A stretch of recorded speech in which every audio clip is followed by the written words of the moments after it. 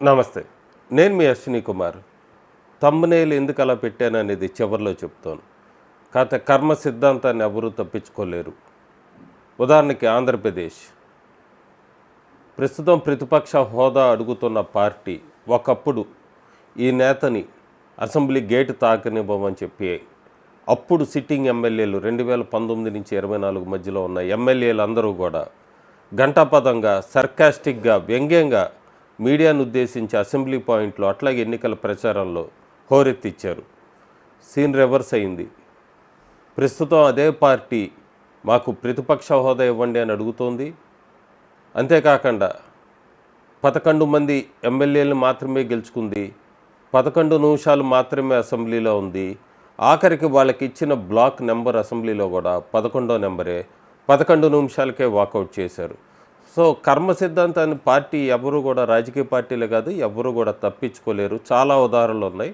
ప్రస్తుతం నేను ఆంధ్రప్రదేశ్ మీద మాట్లాడుతున్నా కాబట్టి దీని గురించి ఆ వ్యక్తిని ఎంతగా విమర్శించారంటే, వ్యక్తిగతంగా దోషణలు, 10 సంవత్సరాలు అవమానాలు భరించాడు, అట్లాగే నిలబడ్డాడు, రాజకీయాల్లో ముందుకొచ్చాడు, అనుకున్నది సాధించాడు. మార్చి 14వ తారీఖు పిఠాపురంలో ఆ పార్టీ ఆవిర్భావ సభ జరగబోతోంది. పిఠాపురం నుంచే తను గెలిచాడు కాబట్టి, పిఠాపురానికి ప్రాతినిధ్యం వహిస్తున్నాడు కాబట్టి అక్కడే ఆయన పార్టీ ఆవిర్భావ సభ నిర్వహించాలని గట్టిగా కోరటం జరిగింది. దానికి సంబంధించిన అరేంజ్మెంట్స్ అన్నీ కూడా బన్నీవాసు ప్రస్తుతం పర్యవేక్షిస్తున్నాడు. చాలా తీవ్ర విమర్శలు.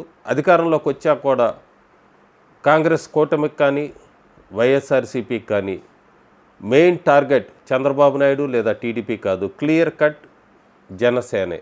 జనసేన మీద వీళ్ళకున్నంత కోపం ఎవరికి ఉండకపోవచ్చు. ఎందుకంటే వైఎస్ఆర్సీపీ ఓడిపోవటానికి పార్టీ మీద ఎంత యాంటీ ఇన్కంబెన్సీ అన్న దానికన్నా కూడా జనసేన తీసుకున్న డెసిషన్ తెలుగుదేశం పార్టీతో, బీజేపీతో పొత్తు మధ్యవర్తిత్వం చేయటమే ఆ పార్టీ ఓడిపోవటానికి అన్నది వైఎస్ఆర్సీపీ బాగా గ్రహించింది.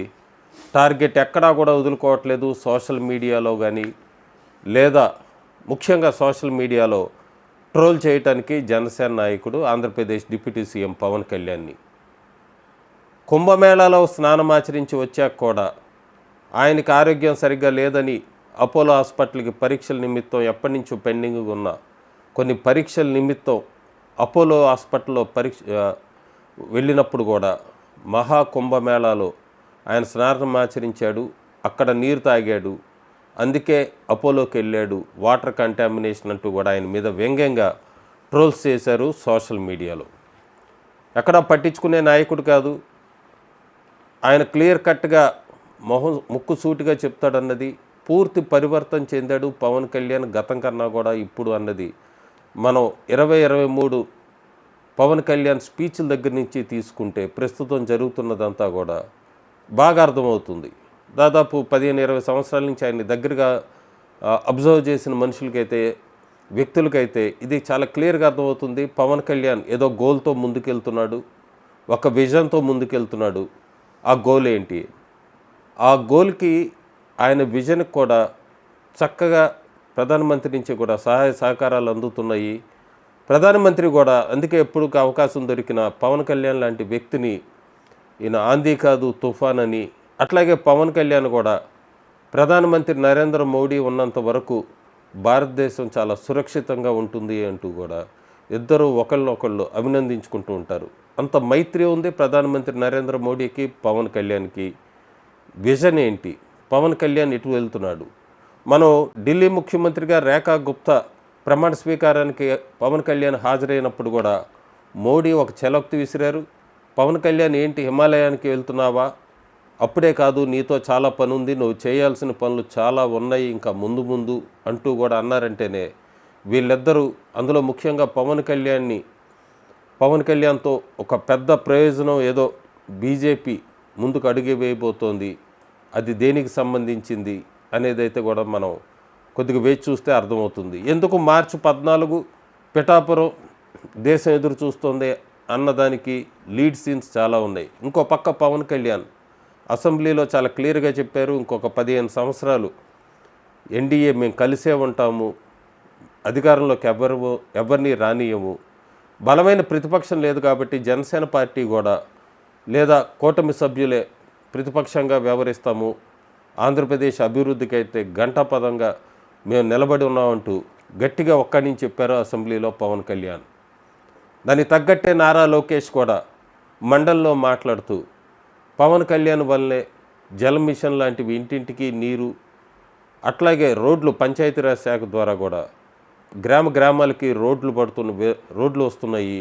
ఇవన్నీ పవన్ కళ్యాణ్ కేంద్రంతో మైత్రి వీళ్ళిద్దరి మధ్య ఉంది కాబట్టి అక్కడి నుంచి ఫండ్స్ తీసుకొచ్చి పనులన్నీ పూర్తి చేస్తున్నారంటూ లోకేష్ కూడా పవన్ కళ్యాణ్ని పవన్ అన్న అని మాట్లాడడం, ఇదంతా కూడా ఎప్పటి నుంచో ఎదురు చూస్తున్న వీళ్ళిద్దరూ విడిపోతారు అనుకున్న వాళ్ళకైతే మాత్రం ఇదొక స్పీడ్ బ్రేక్ అని చెప్పచ్చు.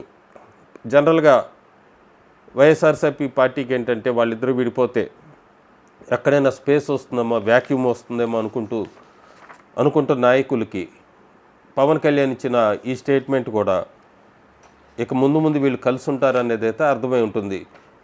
పవన్ కళ్యాణ్ ఒకటే, ఇంకా వైఎస్ఆర్సీపీ అనే పార్టీని అధికారంలోకి రానియకూడదు, ఆంధ్రప్రదేశ్లో జరుగుతున్న అభివృద్ధికి ఎక్కడ కూడా బ్రేక్ రాకూడదు, అందుకే వీళ్ళు కలిసి ఉంటామనేది రిపీటెడ్గా చెప్తున్నాడు ఆయన ప్రతి స్టేజ్ మీద, అసెంబ్లీలో కూడా. పల్లె పండుగ లాంటివి తీసుకొచ్చారు. పవన్ కళ్యాణ్ ఏమేం చేశాడు అన్నది 7-8 నెలల్లో చాలా వీడియోస్ చేశాను నేను. అయినా కూడా పల్లె పండుగ అని పెట్టుకున్నాడు ఆయన. రోడ్స్ కూడా 4300 కిలోమీటర్లకి 3000 కిలోమీటర్ల రోడ్స్ పూర్తయినాయి, ఇంకా ఒక 1300 అవ్వబోతున్నాయి. అట్లాగే గోకులాలు అంటూ 22,000 ఇట్లా శాంక్షన్ చాలా ఉన్నాయి ఆయన చేసినవి. ముఖ్యంగా ట్రైబల్ ఏరియాస్లో అయితే ఆయన ఆయన ఎన్నికల ప్రచారం అప్పుడే చెప్పాడు, ఈ డోలీలకి గిరిజన ప్రాంతాల్లో ఆసుపత్రులకి వెళ్ళాలంటే అంబులెన్సులు సౌకర్యం లేక డోలీలో పేషెంట్స్ని తీసుకువెళ్తున్నది. ఇదంతా కూడా మాకు ఒక ఛాన్స్ ఇవ్వండి, సాల్వ్ చేస్తూ ఉన్నాడు అన్నట్టుగానే ఆయన ఈ డోలీ ఇదంతా కూడా తీసేసి రోడ్లు వేయించాడు. అంబులెన్సులు కూడా వెళ్తున్నాయి ఇప్పుడు గిరిజన ప్రాంతాల్లోకి.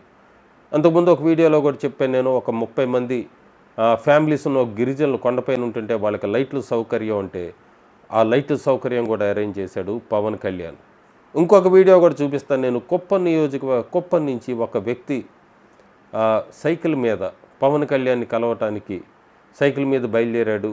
ఆయన ఫిజికల్లీ హ్యాండిక్యాప్డ్, వాళ్ళ ఫ్యామిలీ కోసము పవన్ కళ్యాణ్కి చెప్పుకుంటే ఏమన్నా పెన్షన్ వస్తుందా అని బయలుదేరాడంటేనే పవన్ కళ్యాణ్ ఒక రకమైన బిలీఫ్ ఆంధ్రప్రదేశ్ ప్రజలకు కలిగించాడు, భరోసా నేనున్నాను అన్నది. అందుకే ఆయన గెలిచాక కూడా జనవాణి కార్యక్రమాలంతా నిర్వహిస్తూనే ఉన్నాడు. అక్కడ ఇంకా ఎక్కడెక్కడ ఏం ప్రాబ్లమ్స్ ఉన్నాయి, ఏమన్నా ఉంటే తీసుకురండి అంటూ కూడా ఆయన పార్టీకి సంబంధించిన ఎమ్మెల్యేలకు అందరికీ కూడా డైరెక్షన్స్ ఇస్తున్నాడు. ఇదంతా ఒక ఎత్తు. ప్రస్తుతం పవన్ కళ్యాణ్ గోల్ ఏంటి, ఎట్లా ముందుకెళ్ళాలి? సౌత్ ఇండియాలో ఆయన క్లియర్గా ఒకటే చెప్పాడు, సనాతన ధర్మ.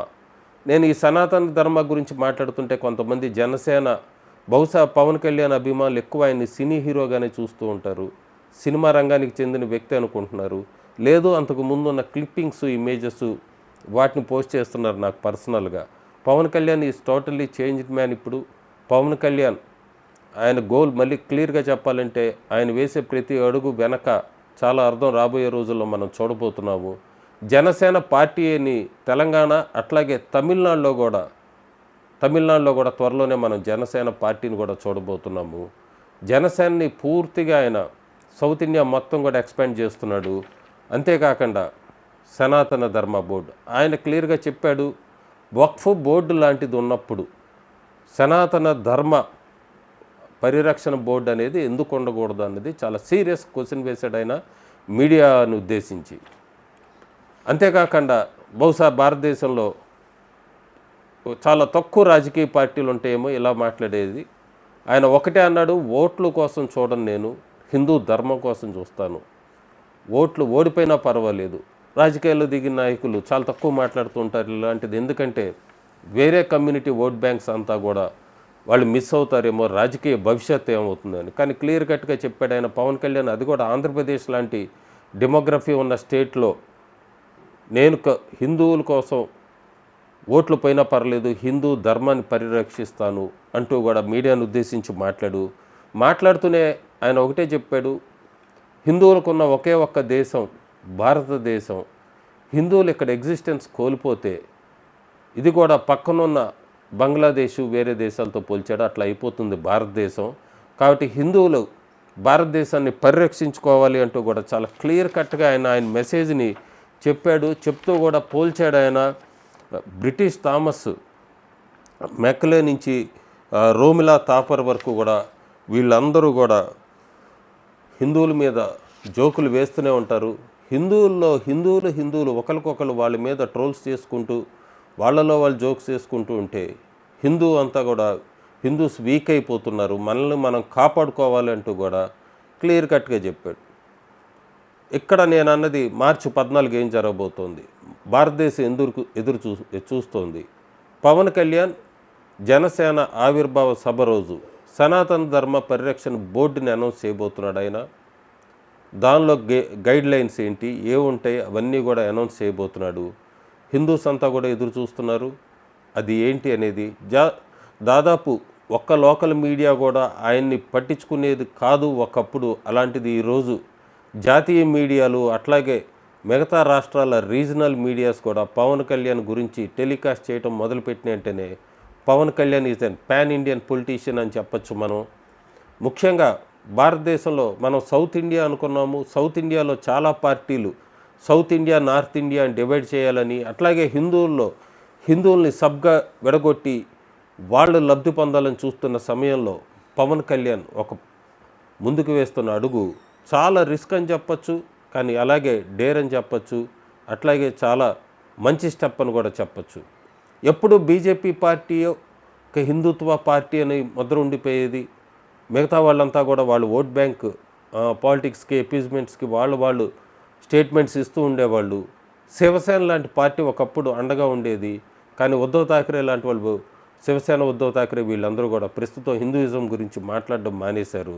లక్కీగా ఆంధ్రప్రదేశ్ నుంచి ఇంకొక నాయకుడు వచ్చాడు, పవన్ కళ్యాణ్. మహారాష్ట్ర వెళ్ళాడు, ఆయన ఢిల్లీకి వెళ్ళాడు, కర్ణాటక వెళ్ళాడు, మొన్న దక్షిణ భారతదేశంలో ఉన్న ఆలయాల్ని సందర్శించాడు, మహాకుంభకి వెళ్ళాడు, ఆయన మహాకుంభలో కూడా స్నానం ఆచరించాడు. ఇవన్నీ చేస్తూ కూడా అడుగులు ముందుకేస్తున్నాడు. అలా అని చెప్పి ఎక్కడ అభివృద్ధిని పక్కన పెట్టట్లేదు. జనసేనకు సంబంధించిన కొంతమంది ముస్లిం నాయకులు కూడా నేను పర్సనల్గా అడిగినప్పుడు వాళ్ళు ఎక్కడా కూడా దీని మీద విభేదించలేదు, ఆయన కరెక్ట్గానే మాట్లాడుతున్నాడు, మాకు ఎక్కడా కూడా కోపం లేదన్నారు. సో ఆయన చాలా స్మూత్గా వెళ్తున్నాడు. ఎక్కడా కూడా ఇంకో కమ్యూనిటీని హర్ట్ చేయకుండా హిందూయిజం ఇంపార్టెన్స్ గురించి ఏంటి, వక్ఫ్ బోర్డు ఉన్నప్పుడు సనాతన హిందూ పరిరక్షణ బోర్డు ఏంటి అనేది, అట్లాగే కొంతమంది తిరుపతి గురించి అడుగుతున్నారు. చట్టం తన పని తాను చేసుకుపోతుంది, ఇది కామన్ డైలాగ్ అయినా కూడా లడ్డు అడల్ట్రేషన్ గురించి సిట్లో వైష్ణవి గీ వాళ్ళు సప్లయర్స్ ఆయన చైర్మన్ కూడా క్లియర్గా ఒప్పుకున్నాడు అడల్ట్రేషన్ జరిగినట్టుగా. సో ఒక్కొక్కటి నిజాలు బయటకు వస్తున్నాయి. టైం ఇవ్వాలి మనం. కేవలం 8 నెలల అధికారంలోకి వచ్చి ఎన్డీఏ ఆంధ్రప్రదేశ్లో. ఇంకో పక్క మాత్రం పవన్ కళ్యాణ్ మాత్రం మనం 20, 26, 27 అయితే ఎప్పుడూ చూడని ఒక కొత్త వ్యక్తిని అయితే చూడబోతున్నాము. దక్షిణ భారతదేశమే కాదు, పూర్తి భారతదేశంలో పవన్ కళ్యాణ్ గురించి మాట్లాడుకునే టైం అయితే వచ్చింది. ముఖ్యంగా హిందూ రిలీజియన్కి ఆయన ఐకాన్గా మారబోతున్నాడు రాబోయే రోజుల్లో. ఇది పవన్ కళ్యాణ్ పక్కన ఉన్న వ్యక్తులకి బాగా తెలుసు, మిగతా ప్రజలకు కూడా రాబోయే రోజుల్లో చూడబోతున్నారు. పవన్ కళ్యాణ్ జనసేన పార్టీ నడిపిస్తూనే ఆంధ్రప్రదేశ్ డెవలప్మెంట్లో ముందుకు తీసుకెళ్తూనే మోడీతో ఇటు చంద్రబాబు మధ్యవర్తిత్వం నిర్వహిస్తూ ఆయన సనాతన ఎలా కాపాడుతాడు అనేది అయితే మనం వేచి చూద్దాము. ఆయన మార్చి 14 అయితే అనౌన్స్ చేస్తా అంటున్నాడు. ఏమన్నా కారణాల వల్ల పోస్ట్ పోన్ అయినా కూడా మార్చిలో మాత్రం సనాతన ధర్మ పరిరక్షణ బోర్డు గురించి ఆయన తీసుకుపోయే స్టెప్స్ ఫ్యూచర్లో ఏంటి అనేదంతా కూడా జనసేన ఆవిర్భావ సభ రోజు పిఠాపురంలో లక్షలాది మంది సమక్షంలో అనౌన్స్ చేస్తాడన్నది అయితే టాకు. సో చూద్దాము. ప్రస్తుతానికి పిఠాపురం అయితే మాత్రం ఆవిర్భావ సభకి రెడీ అవుతోంది. 14వ తారీఖు నాడు ఆయన అనౌన్స్ చేశాక మళ్ళీ దానికి సంబంధించిన ఒక వీడియో చేస్తాను. Thank you.